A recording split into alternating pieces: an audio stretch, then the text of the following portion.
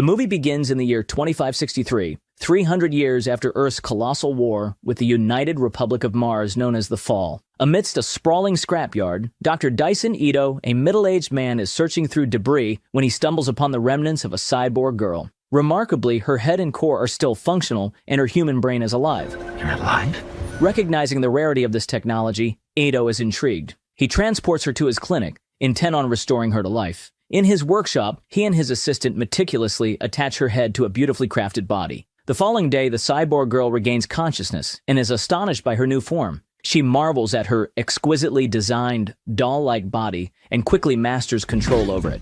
Looking at herself in disbelief, she moves to explore her reflection in the mirror. She then sneaks up on Ito and his assistant while they are busy at work. Noticing her, Ito expresses his delight at seeing her fully operational. He introduces himself and his assistant, Nurse Gerhard, to the cyborg girl. He offers her an orange, but she doesn't even know how to eat it.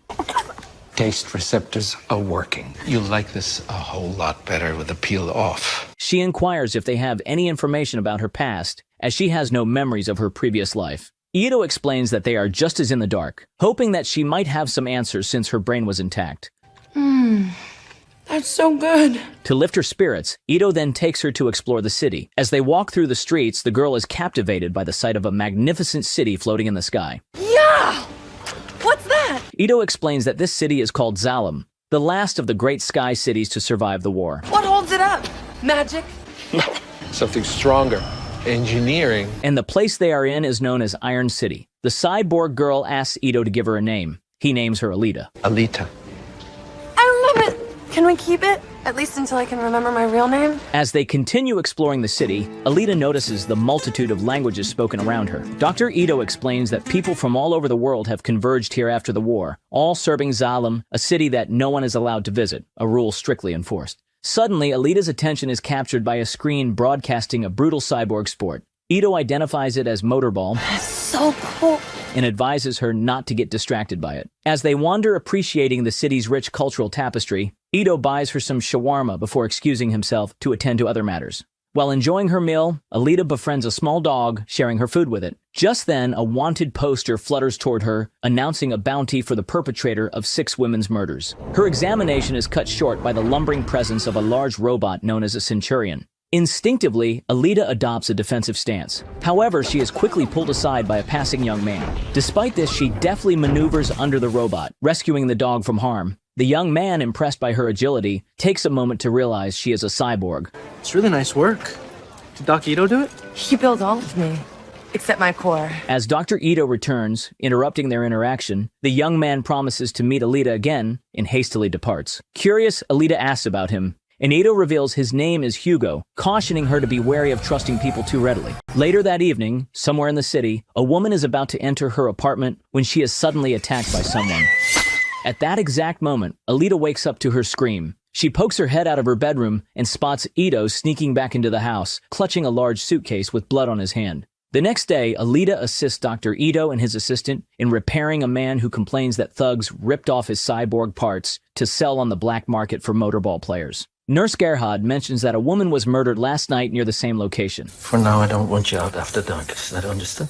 Okay. Alita notices a wound on Dr. Ito's arm and begins to suspect his involvement in the crime. As she walks out of Dr. Ito's house, Alita is stopped by a striking woman with a distinctive mark on her forehead. Hey, kid. The woman, named Chiren, boldly grabs Alita's arm, examining it closely. Hey, what's your problem? Chiren is revealed to be Ito's ex-wife. Later, Dr. Ito and Chiren take a stroll through the city. Chiren inquires about Alita's identity and why Ito chose to give her the body intended for their deceased daughter, which he was supposed to destroy. Ito explains that Alita is now his new assistant, and he couldn't bring himself to destroy the body after their daughter's death. Chiren then tries to persuade Ito to join her in working for Vector, the shadowy overlord of Iron City, in building cyborgs for Motorball, hoping it might allow them to return to Zalem. I won't help you build monsters. Ito refuses, insisting that there is no way back to Zalem, and that Chiren is being deceived by Vector. Undeterred, Chiren declares that she will do whatever it takes to return to Zalem and storms off to meet with Blade.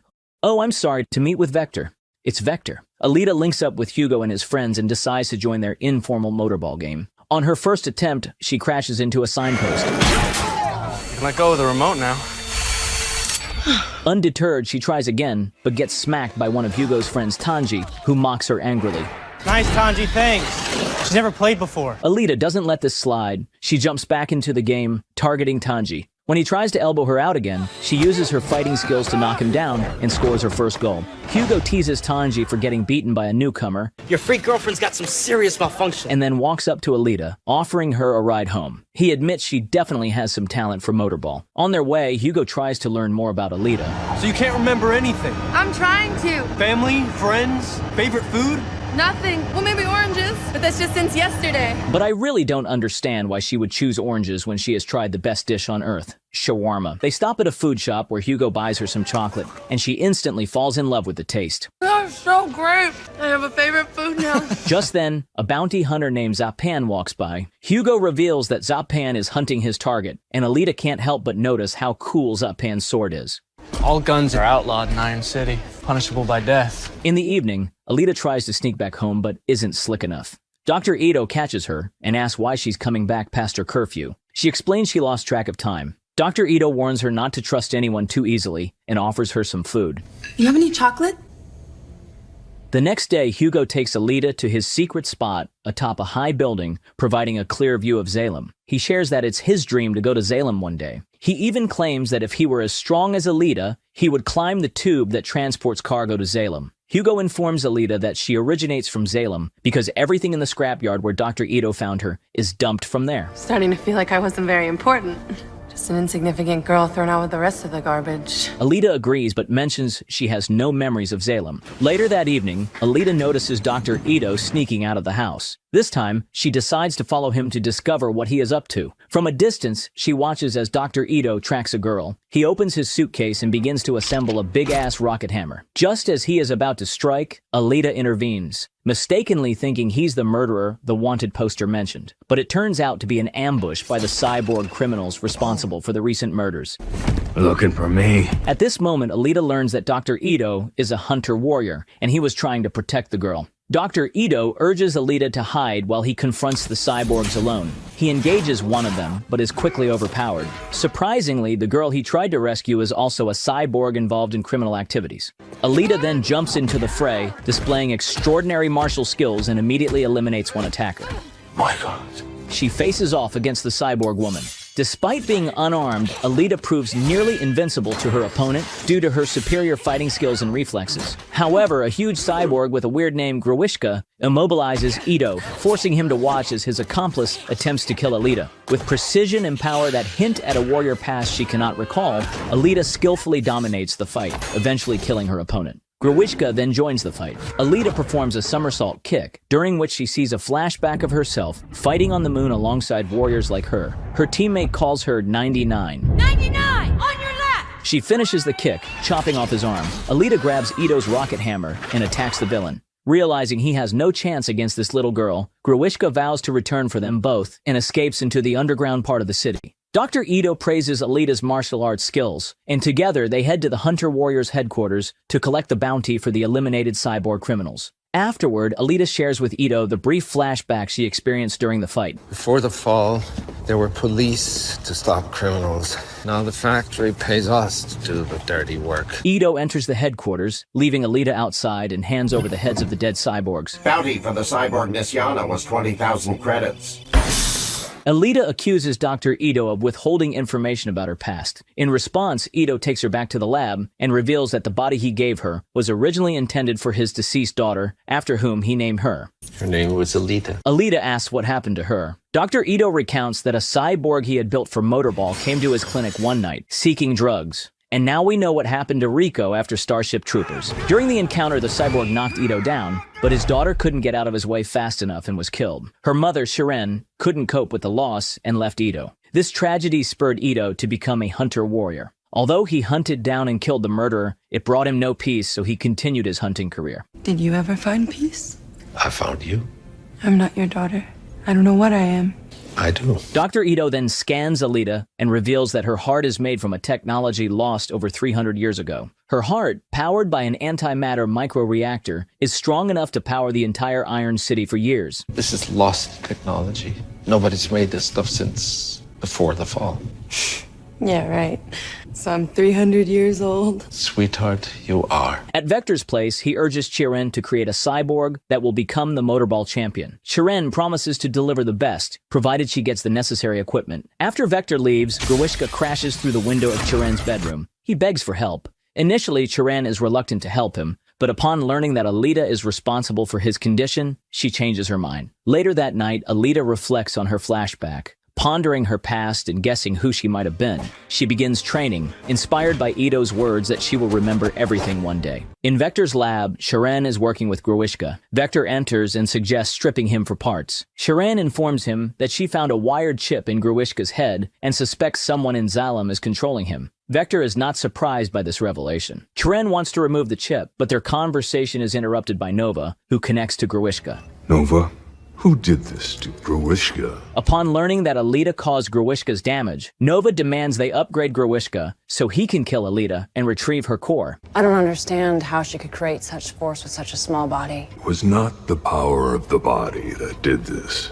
It was the mind. She knows the fighting techniques of Panzerkunst. Nova possesses Vector's body and promises Chiren a place in Zalem if she can meet his demand. She vows to bring him Alita. Dr. Ito and Alita search the Hunter Warriors' wanted database for Grewishka, but can't find him. Alita is perplexed because Grewishka is responsible for all the recent killings of women. Dr. Ito concludes that someone powerful from Zalem is protecting Grewishka. Upon hearing this, Alita expresses her desire to become a Hunter Warrior. Dr. Ito opposes the idea, as he doesn't want her to become involved in violence or get blood on her hands. Frustrated by his response, Alita runs off. She meets up with Hugo to watch the motorball. As they head to the arena, Alita vents her frustrations about Ito. The match starts, and Alita watches excitedly as the cyborgs fiercely compete for the ball. Meanwhile, Hugo takes the opportunity to show her around. He points out one of the top cyborgs, Jashugan, and suggests that he might be the final champion, potentially earning a passage to Zalem as his prize. From a distance, they spot Vector and Chiren. Hugo explains that Vector essentially controls the motorball.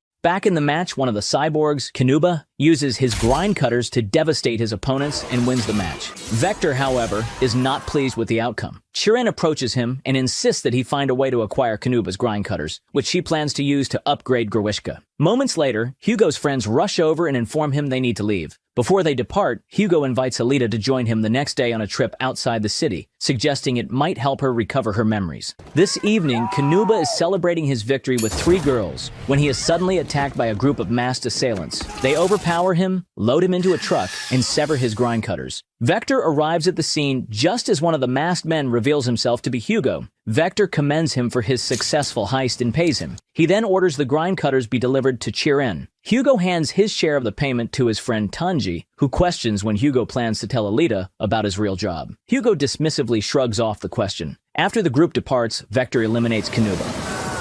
The next day, Alita follows Hugo and his friends to a location outside the city. They share a brief history of the war, explaining that Zalem is the only city that remains standing. Who was the enemy? The Urn. United Republics of Mars. URM. They take her to a lake where an spaceship has crashed. Salvagers have jacked some stuff over the years for metal, but it's all technology, so it's mostly been left alone. This is an arm ship? Uh-huh. You know, it's pretty hard to sell this stuff since no one knows what it is or...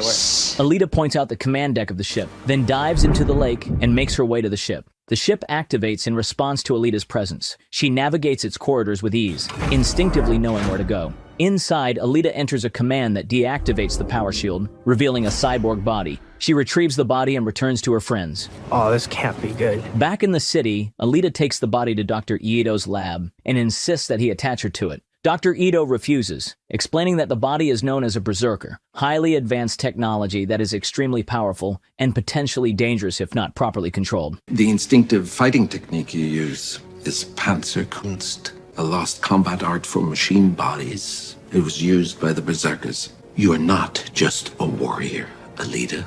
You're an berserker. Frustrated by his refusal, Alita storms out. Determined, Alita heads to the Hunter Warriors headquarters and registers as a Hunter Warrior. After completing her registration, she visits the Hunter Warriors hangout spot with Hugo. Hugo seems reluctant to enter at first, but Alita reassures him that everything is fine. Before going in, Alita spots a little dog from the street and takes a moment to play with it. Once inside, she observes Zapan beating up some guys. He notices them and decides to flirt with Alita. Showing her ID, Alita reveals that she is also a hunter warrior. Sapan introduces her to some of the most lethal hunter warriors, skeptically remarking that such a cute girl isn't tough enough to call herself a bounty hunter. And then there's McTeague, the dog master. With his hellhounds, his biggest problem is having enough left to identify after so he can collect the bounty. This is Master Clive Lee of the White Hot Palm. He has over 200 confirmed kills. He proudly displays his Damascus blade, honed to a monomolecular edge and forged before the war using the lost arts of the metallurgy. And who did you kill to acquire it? Unintimidated by his attempts to instill fear, Alita addresses the hunters, asking for their help in defeating Grewishka with a motivational speech. However, she receives no support, and Zapan laughs at her efforts. Zapan then suggests that Alita should cut Hugo loose so he can be with her. In response, Alita roasts Zapan, prompting laughter from the other hunter warriors. What could I learn from a loudmouth pretty boy who spends all of his money on his face? Maybe I'll pull your arms and legs off. Roll your head around in the street. Maybe that'll teach you some manners. You might mess up your hair. Unable to tolerate the humiliation, Zapan attacks Alita, who easily overpowers him without breaking a sweat. Despite wielding his formidable sword, he finds himself helpless against her skills. You do not deserve such a weapon. Emboldened, Alita challenges the warriors to a fight, declaring that if she wins, they must help her. None are willing to face the girl who easily defeated Zapan. This bitch broke my nose. Yes, I did. So she begins taunting their cowardice. Seconds later, a fight breaks out. Alita dominates the battle against all the patrons of the bar. As she gains the upper hand over the warriors, Dr. Ito arrives and intervenes. Knock it off! Or no more free repairs! His threat is effective, and the fight stops. At this moment, the monstrous cyborg Grewishka arrives, looking noticeably upgraded. He declares his intent to capture Alita and demonstrates the power of his new grind cutters by attacking one of the warriors. Grewishka announces he's only there for Alita, and the crowd hesitates to intervene. She's all yours. What about the rest of you? There ain't no bounty on this guy, Doc. Not our problem. The little dog that had befriended Alita stands up to Grewishka, barking defiantly at him, but Grewishka mercilessly kills the dog. Alita, fueled by rage, uses the dog's blood as war paint on her face. When Grewishka tries to strike her, she skillfully dodges. He then uses his grind cutters to break the floor, creating an opening to his domain beneath the city. Without hesitation, Alita leaps down after him, and a fierce battle unfolds underground. Alita fights with precision and finesse, showcasing her extraordinary skills. However, Grewishka's relentless assault eventually finds its mark, and his grind cutters slice through her body. In this critical moment, Alita experiences a flashback of her training, where her coach reveals that Nova is the real enemy. Refusing to surrender, Alita musters her remaining strength. With her only functioning hand, she leaps at Grewishka and manages to gouge out his eye, leaving her arm stuck in his eye socket. Just then, Dr. Ito, Hugo, and the Dogmaster arrive and help fend off Grewishka. He wasn't a dog lover. Dr. Ito quickly carries the injured Alita back to the lab. On their way, they encounter Chiren, who tells Ito the mean stuff driven by her envy. You think you can replace us that easily? Bring her back as many times as you like. Left with no other options, Dr. Ito and his assistant attach Alita to the berserker body. The body begins making micro-adjustments autonomously. The shell is reconfiguring to her subconscious image of herself. Looks like she's a little older than you thought. I've never seen anything like it. Later on, Alita wakes Ito with a kiss and demonstrates the capabilities of her new body. Her new form is significantly faster and stronger, and she can now generate arc plasma to use as a weapon. She thanks Dr. Ito for his help with a warm hug. Alita then meets up with Hugo to show off her new body. Hugo is thrilled to see her up and active again, and he remarks that she now appears more mature with her new physique. Why don't you like her? I just never got the whole hard body thing. And besides, she's Erm. I mean, she was probably the enemy at one point. 300 years ago. Get over it. As they leave, Alita mentions that her new body is more powerful and has enhanced touch sensitivity. Hugo gently touches her, and then they share a kiss. Does it bother you that I'm not completely human? You are the most human person I have ever met. Back in Vector's lab, Grewishka is furious over the loss of his eye and his failure to eliminate Alita. Nova, possessing Vector's body, scolds Grewishka for his failure, telling him that his only chance for redemption is to bring him Alita's heart. Grewishka vows not to disappoint him this time. After regaining consciousness, Vector tells Chiren that he can't rely solely on Grewishka's success, and that he needs to develop his own plan in case Grewishka fails again. After this, Vector invites Hugo for a drink to set up Alita. It turns out that Vector had once promised Hugo a passage to Salem in exchange for doing his dirty work and paying him a fixed sum of money. He manipulates Hugo into persuading Alita to try motorball. The next day, Alita visits Hugo and finds him asleep and hungover. Hugo wakes up and explains that he was out drinking with Vector, who reiterated the promise to take him to Zalem if he could gather the rest of the money needed. Alita had hoped maybe he'd want to stay. Upon realizing how important this is to him, Alita offers to help him by taking on more bounty jobs, but Hugo declines, not wanting to burden her. He admits he's unsure about his plans after meeting her. Moved by his concern, Alita dramatically offers her heart, urging Hugo to sell it so he can gather enough money for both of them to go to Zalem, while they find a cheap replacement. He's got an microreactor for a power supply, probably worth millions. Hugo refuses and advises her never to give up things so precious, no matter the reason. That was pretty intense, huh? Yeah, it was very intense.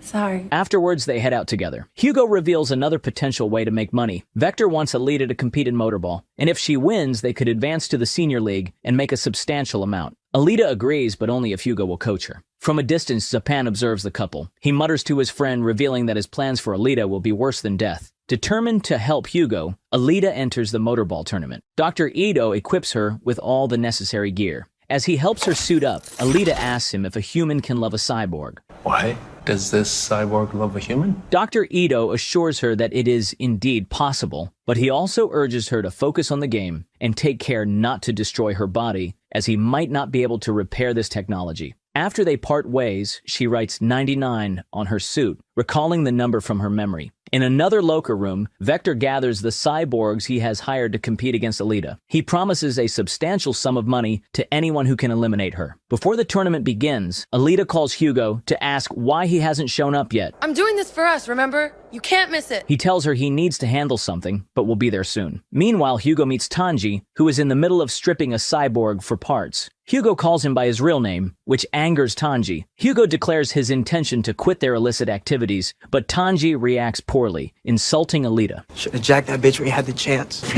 Their argument quickly escalates into a fight. During the scuffle, Zapan arrives and confronts Hugo, taunting him about Alita's reaction should she learn of his activities. He vows revenge on Hugo for Alita's earlier interference and decides to frame him for murder. I never killed anyone. Zapan kills the cyborg Tanji was stripping and blames Hugo. As he prepares to execute Hugo, Tanji intervenes and Zapan cuts him in half. In desperation, Hugo throws a firebomb at Zapan and flees. Zapan, undeterred, begins to track him relentlessly. Back in the arena, Alita positions herself at the starting line. Just seconds before the match begins, Dr. Ito spots several bounty hunters among the competitors and realizes the match is a setup. He warns Alita just in time. It's a setup. You gotta get out of there. They're gonna kill you.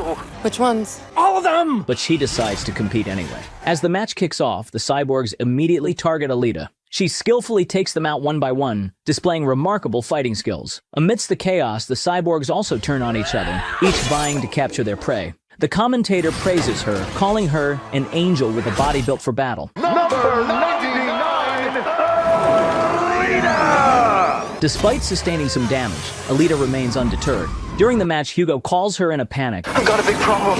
Hugo, this is not a good time. He reveals that Zapan is hunting him, intent on executing him, and pleads for her help. Alita instructs him to make his way to a specific location where she will meet him. After the call, Alita breaks out of the arena by crashing through a billboard. The pursuing cyborgs catch up and momentarily restrain her, but she fights back fiercely, managing to free herself and methodically take out her attackers. Meanwhile, Zapan finally catches up with Hugo. Just as he is about to execute him, Alita arrives in the nick of time. She disarms Zapan and saves Hugo. At that moment, Alita sees Hugo's wanted mugshot displayed on a nearby billboard. Zapan reveals Hugo's misdeeds. Is it true? Ellie, you don't understand. And Hugo admits that while he has not been completely honest with Alita, he has never committed murder. Alita is left deeply shocked. Zapan picks up his sword and orders Alita to step aside so he can complete his task. Alita threatens to kill him if he touches Hugo. Zapan reminds her that interfering with a hunter-warrior and his target is a crime. So Alita declares, "He's mine!" Then make the kill. Before she can act, Zapan stabs Hugo with his sword. Let me make it easier for you. Leaving Alita horrified. A centurion arrives, demanding they hand over the criminal Hugo. Alita carries him into a nearby building, pleading with him not to die. Hugo tells that if she gets out with him alive, they will kill them both. With his dying breath, he confesses that he stopped stripping cyborgs because he loves her. They share a final kiss, observed from a distance by Chiren. Did you find them? No, they're gone. Moved by their love, Chiren deceives Vector. Approaching Alita and Hugo, Chiren reveals there's a way to save Hugo. Moments later, Alita emerges with Hugo's head in her hand. The Centurions at the scene confirm the kill. Zapan, suspicious, checks if Hugo is truly dead and discovers that Alita is keeping his brain alive with her own heart's power. Zapan attempts to seize the head, but the Centurions accuse him of trying to steal another hunter's kill. Violation.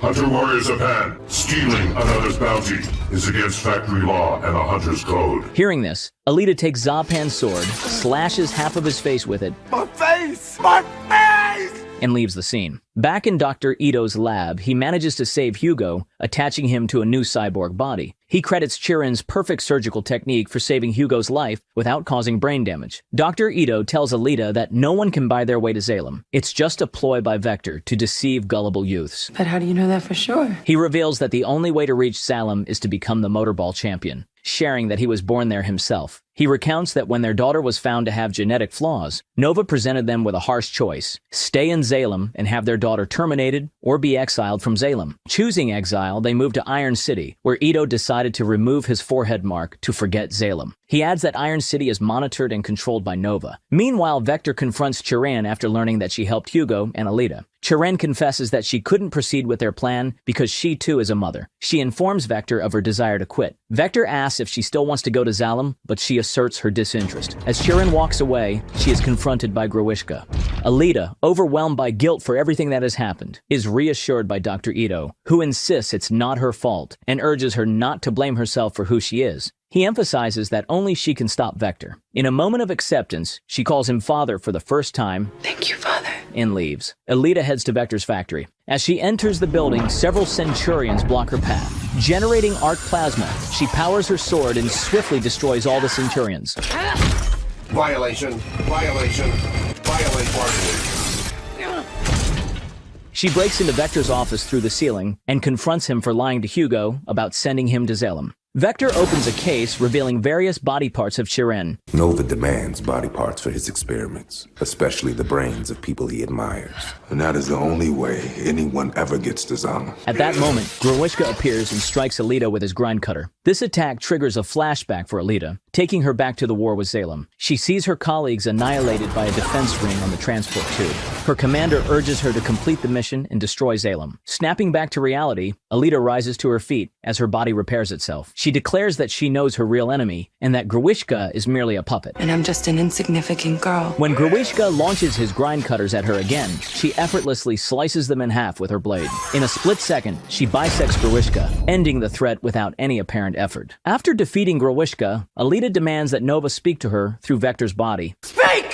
What do you want me to say? I'll say anything. Not you. Him! Nova complies, possessing Vector. He commends her for exceeding his expectations by defeating Grewishka and turning Chirin against him. However, Nova then threatens to eliminate Dr. Ito and Hugo if he can't get to her. I found the only way to enjoy immortality is to watch others die. Unable to tolerate his threats any longer, Alita drives her sword into Vector's body, eliminating him. You just lost a puppet.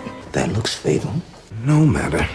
Vector was getting tiresome. As he falls, she warns Nova that he has made a grave mistake by underestimating her. Just then, Dr. Ito calls. He informs Alita that factory enforcers were searching for Hugo, but he helped him escape, and now Hugo is attempting to climb the tube to Salem. Alita rushes after him. She catches up with Hugo on the tube and pleads with him not to continue, warning him of the dangers, but Hugo insists that his place is in Salem. She begs him to come back with her. We don't belong anywhere except together. You'll always be running. Together. Come with me. And he agrees. However, Nova, observing from afar, activates the tube's defense system, which sends blades down the tube. Hugo's attempt to jump clear fails, and the blades destroy his cyborg body. Alita grabs him to prevent his fall, but his cyborg hand slowly detaches. With his last words, Hugo thanks Alita for everything, then he falls to his death. Several months later, Alita is preparing for a motorball race in a locker room. The commentator introduces her as the new motorball star who has ascended to the Champion League in just a few months. She enters the arena to chants of her name from the crowd. In a defiant gesture, Alita raises her sword towards Salem, while Nova watches her from his city.